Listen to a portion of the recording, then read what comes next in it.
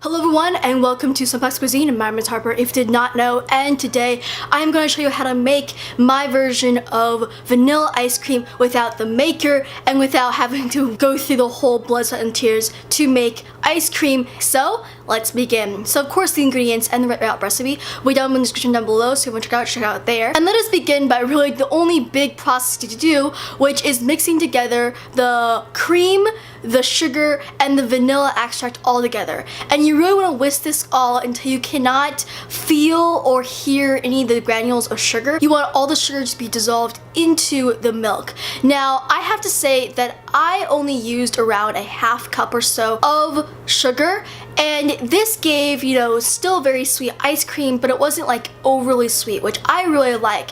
But if you want to make it, a little bit more sweet and all that kind of stuff like that, you can probably put around 3/4 of a cup, which will give it, a little bit more sweeter, and then probably a full cup for like overly sweet ice cream, which some people really like, so have at it. But after that, pour your mixture into a container that can be frozen, and then place your ice cream mixture into the freezer for around an hour and a half. Now after that, take it out, whisk it around for around a minute or so, and then place it in the freezer for another 2 hours. Now after the 2 hours, take it out, mix it together, place it back into the freezer, and do that around 2 to 3 more times. And this is more or less trying to get all the mixture to freeze evenly, and then also trying to smooth out the frozen part of the mixtures. Now I accidentally only did it twice, and so my ice cream looks a little bit clumpy and a little bit but if you do it around 3 or 4 times, maybe even 5 times, it should do well. But after that, freeze it for around 8 hours or overnight, and then that is all. It is an insanely simple recipe. It is very long,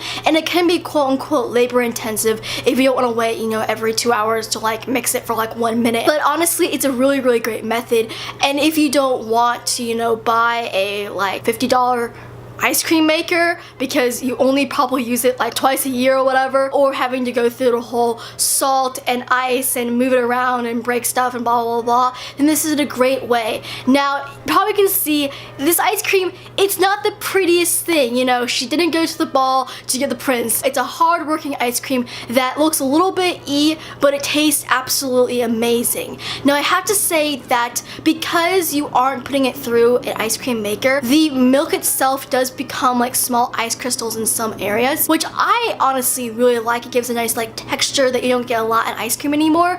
But if you want like smooth, like perfectly great ice cream, buy it. Like literally just buy it, one from the store at that point. It's not worth the trouble of making your own ice cream.